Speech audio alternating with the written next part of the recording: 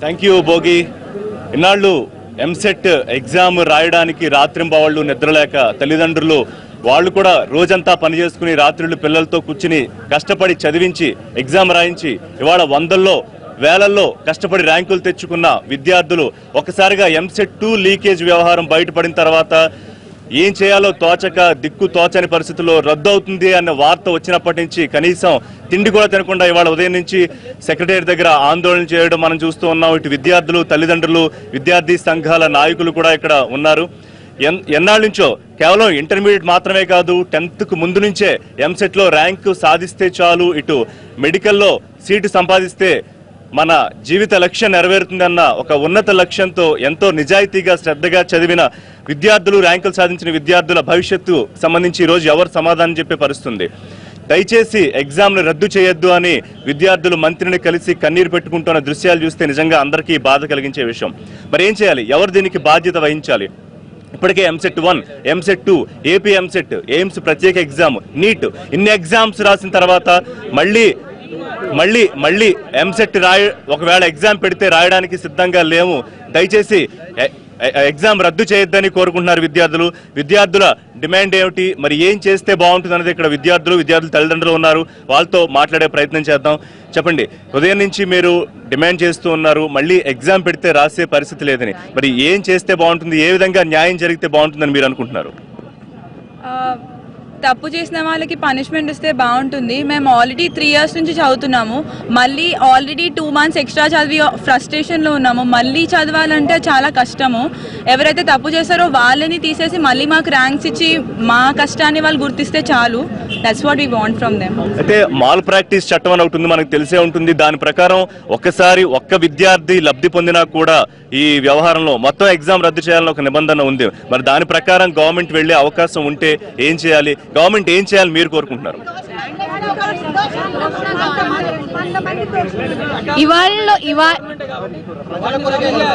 Modern day technology use చేసుకుని అసలు ఎవరు చీట్ చేశారో తెలుసుకుని వాళ్ళని క్యాన్సిల్ చేసి ఇంకో ఎగ్జామ్ పెట్టినా ఆ ఇంకో ఎగ్జామ్ లో కూడా వీళ్ళే రాయరు, మళ్ళీ మేమే రాస్తాం. So what is the use?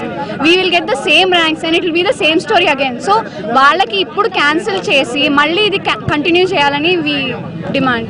ఒకవేళ ఈ ఎగ్జామ్ రద్దు చేసి మళ్ళీ ఇంకొకసారి ఎంసెట్ నిర్వహించిన అందులో మళ్ళీ లోపాలు ఉండవని, లేకపోతే ఆ పేపర్ లీకేజ్ కాలేదని గ్యారంటీ ఇవ్వగలరా? అటువంటి పరిస్థితి లేదు. కాబట్టి దోషుల్ని శిక్షించి ఎవరైతే లబ్ధి పొందారో వాళ్ళని తొలగించి న్యాయంగా ర్యాంకులు వచ్చిన విద్యార్థులకు న్యాయం చేయాలని విద్యార్థులు కోరుకుంటారు. ఒకసారి పేరెంట్స్ మనోగతం తెలుసుకుందాం. చెప్పండి అమ్మా, ఏం చేయాలి? ప్రభుత్వం ఏం చేస్తే న్యాయం జరుగుతుందని మీరు భావిస్తున్నారు? మీరు ఇంకొక ఎంసెట్ పెట్టినా ఇప్పుడు మీరు ఎవరైతే దోషులు పట్టుకున్నారో వాళ్ళైతే ఎంసెట్ రాయలేరు. మీరు ఎంసెట్ 3 పెట్టినా మళ్ళీ సేమ్ స్టూడెంట్స్ రాయలేరు. ఎందుకు? వీళ్ళకే మళ్ళీ స్ట్రెస్. అంటే వీళ్ళనే ఇంకో 2 నెలలు ఎక్స్ట్రా చదివించి వీళ్ళనే పనిష్ చేస్తారు. అంటే వీళ్ళు చాలా సిన్సియర్గా చదివినందుకు వీళ్ళని మీరు పనిష్ చేస్తున్నారా? సిన్సియారిటీ గెలవదా? నిజాయితీగా ఉండడం తప్ప? మా పిల్లలు రాయడానికి సిద్ధంగా లేరు, మేము కూడా పిల్లల్ని ఇంతకంటే ప్రెషరైజ్ చేయలేం. మీరు ఎగ్జామ్ రాయండి 2 years నుంచి రాత్రి పగలు చదివిన పిల్లల్ని మళ్ళీ మేము రాయించలేం. మా పిల్లలు ఎగ్జామ్ రాయడానికి సిద్ధంగా లేరు, మేము వాళ్ళని స్ట్రెస్ పెట్టలేము ఇంతకంటే. అంతేనండి, మా పిల్లలు మళ్ళీ ఎగ్జామ్ రాయరు.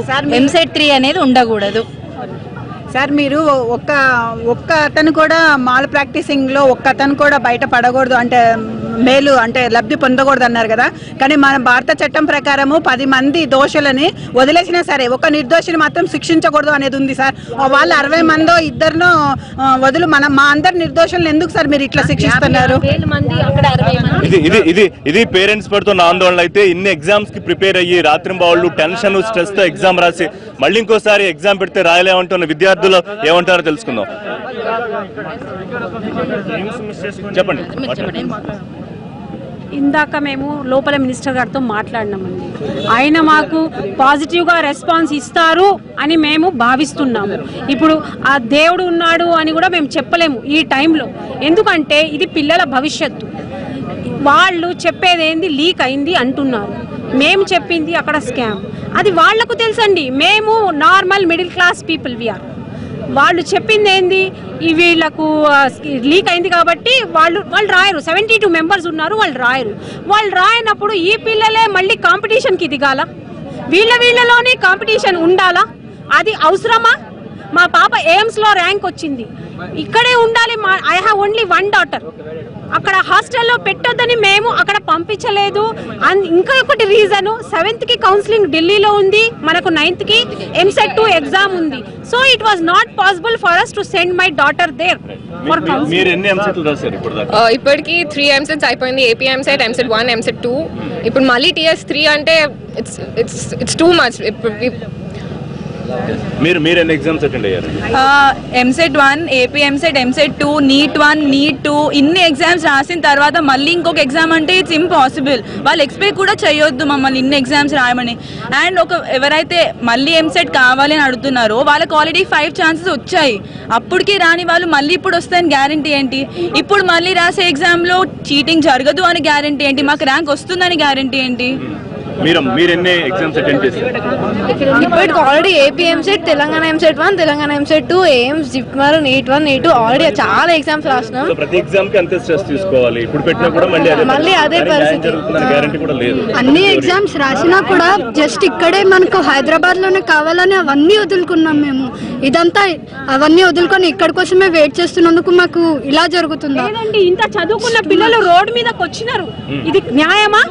ఇంత మంచి బ్రిలియంట్ స్టూడెంట్స్ రైట్ సంవత్సరాల తరబడి రాత్రింబావుళ్ళు కష్టపడి ఎగ్జామ్ రాసి ర్యాంక్ సంపాదించిన వాళ్ళు మళ్ళీ న్యాయం కావాలని రోడ్ల మీదకి రావడం న్యాయం అడుగుతున్నారు. కొంతమంది పేరెంట్స్ మనతో ఉన్నారు, ఒకసారి వాళ్ళ వ్యూ మనం చూద్దాం. సార్, ఇంతమంది పేరెంట్స్, ఇంతమంది పిల్లల కన్నీళ్ళే వాళ్ళ నిజాయితీకి సాక్ష్యం. అది ఒకటి గుర్తించాలి మీరు. MSET పేపర్ లీక్ అయింది అని చెప్తారు. తెలంగాణలో ఎవరైనా రాశారా? తెలంగాణలో లీక్ జరిగిందా? వాళ్ళందరినీ ఫ్లైట్లో బెంగళూరు తీసుకెళ్లారు, బాంబే తీసుకెళ్లారు, అక్కడ లీక్ చేశారు, అక్కడ రాయించారు. ఆ స్టూడెంట్స్ని పట్టుకున్నారు. మీకు తెలుసు, CID వాళ్ళకి తెలుసు, గవర్నమెంట్కి తెలుసు ఎవరు చీటింగ్ చేశారు, ఎవరు అక్యూజ్డ్ పర్సన్స్ అని. ఇక్కడ వాళ్ళు ఏం చేశారండి? వీరు చేసింది నిజాయితీగా వచ్చిందనే విషయం గవర్నమెంట్కి తెలుసు. మరి మమ్మల్ని ఎందుకు శిక్షిస్తారండి? ఈ పిల్లలకి ఎవరు న్యాయం చేయాలి? గవర్నమెంట్ కాకుండా ఎవరు న్యాయం చేస్తారు చెప్పండి? 16 గంటలు కష్టపడి ఇప్పటికే అరెస్టుల పర్వం కూడా ప్రారంభమైంది. దాదాపు 7 కీలక నిందితుల్ని విచారించిన CID ఇద్దరిని అరెస్ట్ చేసినట్టుగా మనకు అప్డేట్ ఉంది. అయితే అరెస్టులు కాదు, వాళ్ళని శిక్షించాల్సిందే, కానీ విద్యార్థులకి న్యాయం జరిగేలా ప్రభుత్వం నిర్ణయం ఉండాలని పేరెంట్స్ అంటారు. ఇంకొంతమంది అభిప్రాయం తీసుకుందాం. TS MSET 3 పెడతానంటున్నారు. ఒకవేళ పెడితే మేము మెరిట్ స్టూడెంట్స్ అసలు అప్లై చేయము. మెరిట్ స్టూడెంట్స్ అప్లై చేయకపోతే మీకు మెరిట్ డాక్టర్స్ రారు, అప్పుడు స్టేట్ కింద లాభం అసలు ఏమి ఉండదు. అసలు మెరిట్ స్టూడెంట్స్ ఏమి అప్లై చేయము TS MSET 3. సార్, ఇప్పుడు ఒక 4 బ్రోకర్లు 70 మంది పిల్లలు వాళ్ళు చేసిన తప్పుకి కనీసం ఇప్పుడు మెరిట్ స్టూడెంట్స్ వాళ్ళని శిక్షించే ఎంతవరకు న్యాయం? 70 మందిని కానీ ఆ 4 కానీ బ్రోకర్ శిక్షించాలని ఆ పనిష్మెంట్ ఇప్పుడు వీళ్ళకున్నట్టున్నాయి వీళ్ళకు. అలాగే ఇప్పుడు పాపం పిల్లలు చాలా మానసికంగా చాలా ఇబ్బంది పడుతున్నారు. వాళ్ళు దయచేసి మీ అందరికీ చేతి మొక్కుతున్నాను గవర్నమెంట్కు, పోలీస్ శాఖ చాలా మంచిగా పనిచేసింది, అందరిని దొరకబట్టింది. వాళ్ళని శిక్షించండి, కానీ ఈ పిల్లలకు న్యాయం చేసి వీళ్ళకు న్యాయం చేయండి. వీళ్ళకు సరైన మెడిసిన్ సీట్ వచ్చే అవకాశం ఇప్పించండి వీళ్ళకి. రైట్, ఒక తండ్రికి అంటే కోచింగ్ సెంటర్లో తక్కువ మార్కులు వచ్చి MSET మెయిన్ ఎగ్జామ్లో ఎక్కువ ర్యాంకు, మంచి ర్యాంకు రావడంతో వచ్చిన అనుమానం ద్వారా ఈ మొత్తం వ్యవహారం బయటపడింది. తీగ లాగితే డొంక అంతా కదిలింది. కేవలం MSET 2 ఒకటే కాదు, MSET 1 లీకేజ్ వ్యవహారం. ఇక ఏపీలో కూడా MSET లీక్ అయిందా? దానికి సంబంధించి ఇంకా నిర్ధారణ జరగాల్సిన అవసరం ఉంది. ఇక కొంతమంది స్టూడెంట్స్ ఒపీనియన్ కూడా తీసుకుందాం. రైట్, చెప్పండి. స్టేట్ 44 ర్యాంక్ వచ్చిన స్టూడెంట్ మనతో ఉన్నారు. ఏం జరగాలి మీరు కోరుకుంటున్నారు? సార్, నా పేరు డి సుష్మారెడ్డి, నా ర్యాంక్ 44. నేను లాంగ్ టర్మ్ క్యాండిడేట్. అంటే నేను అప్పటికి 2 MSETs రాసిన, అప్పుడు డివైడ్ అయినప్పుడు. మా ఇయర్ అప్పుడే అంటే బైపీసీకి ప్రతి ఇయర్ అన్యాయమే జరుగుతుంది. గవర్నమెంట్ వచ్చినప్పటి నుంచి, తెలంగాణ వచ్చినప్పటి నుంచి ఒక్క ఇయర్ ఏ లాభం లేదు. లాస్ట్ ఇయర్ బీకెట్ 2.5 lakhs నుంచి ఒకసారి 9 lakhs. అది మీ ప్రాబ్లమ్స్ మీ, కానీ ప్రజల మీదకైతే చాలా ఎఫెక్ట్. మిడిల్ క్లాస్ ఎవరైనా OC middle class candidate BiPC తీసుకోవాలంటే ఎంత బాధపడతారు చెప్పండి. 2.5 lakhs నుంచి ఒక్కసారి 9 lakhs. సరే అయిపోయింది, ఏదో లాంగ్ టర్మ్ తీసుకుందాం అందరూ అంటారు. లాంగ్ టర్మ్ ఎందుకు BDS జాయిన్ అవ్వాలి, అవన్నీ మాటల్ని తట్టుకుని ఏదో లేదు సాధిద్దాం అనుకుంటూ లాంగ్ టర్మ్లో జాయిన్ అయినాం. మళ్ళీ AP 29th ఎగ్జామ్ అయిపోయింది, April 29th. May 2nd post phone అన్నారు, May 15th అన్నారు, మధ్యలో నీట్ అన్నారు. అసలు అకాడమిక్ ఇయర్ ఎంత డిస్టర్బ్ అవుతుంది, పిల్లలు ఎంత డిస్టర్బ్ అవుతారో ఆలోచించండి అంకుల్. అసలు మీరు మా పరిస్థితిలో ఉంటే మీకు తెలుస్తుంది. పేరెంట్స్ చూస్తారు మమ్మల్ని, మా బాధలు. మీరు జస్ట్ అనుకుంటారు ఇంకోటి రాయండి అమ్మా, ఏముంది మీ టాలెంటెడ్ కదా అంటే అన్నంత ఈజీ కాదు కదా సార్ చేయడము. మా 8 books ఉంటాయి. అరే ఉస్మానియా, గాంధీ, కాకతీయనా ఏ కాలేజ్లో జాయిన్ అవుదాం అనే టైంలో మళ్ళీ ముందుకు తీసుకొచ్చారు. 0 నుంచి స్టార్ట్ అవ్వాలా, మళ్ళీ నా బాటనీ అవుదాం, మా జువాలజీ అవుదాం. అనుకున్నంత తేలిక కాదు సార్, మళ్ళీ రాయండి అంటే అయిపోతుందా? చెప్పినట్టు అనుకున్నంత తేలిక కాదు, ఎందుకంటే ఆల్రెడీ రాశారు కదా. మళ్ళీ ఒకసారి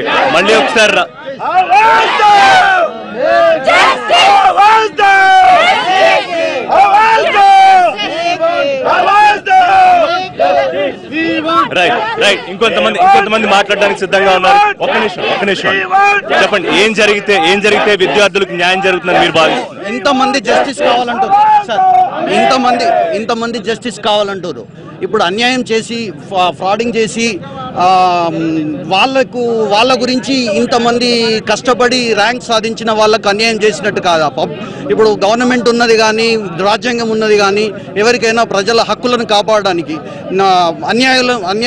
న్యాయము ఉన్న వాళ్ళకు శిక్షించడం కరెక్ట్ కాదు కదా. దాని కొరకు ఏ రూల్ అయినా చేంజ్ చేసి ఇప్పుడు వీళ్ళందరికీ న్యాయం చేయాలి. ఇంకొకటి ప్రతి ఒక్కరు 4 ఎగ్జామ్స్ రాశారు. ఇప్పుడు ఏ ఆప్షన్ కూడా లేదు. మళ్ళీ 3 పెడితే ఇప్పుడు ఏపీ వచ్చిన వాళ్ళు కౌన్సిలింగ్కి వెళ్ళలేదు, పేపర్ వెరిఫికేషన్కి వెళ్ళలేదు, ఎయిమ్స్ వచ్చిన వాళ్ళు అక్కడికి వెళ్ళలేదు. ఎందుకంటే మేము కరీంనగర్లోనే చదవాలి. ఇప్పుడు కరీంనగర్ నుంచి మేము ఒక 15 ఫ్యామిలీస్ వచ్చాం, 20 ఫ్యామిలీస్ వచ్చాం. మేము కరీంనగర్లోనే చదవాలి, మేము తెలంగాణలోనే ఏపీలోనే చదవాలి, లేకపోతే ఉస్మానియాలో చదవాలని అవన్నీ బంద్ చేసుకొని ఇక్కడ ఉన్నాం. ఇప్పుడు మళ్ళీ వేరే ఛాన్స్ లేదు కదా సార్.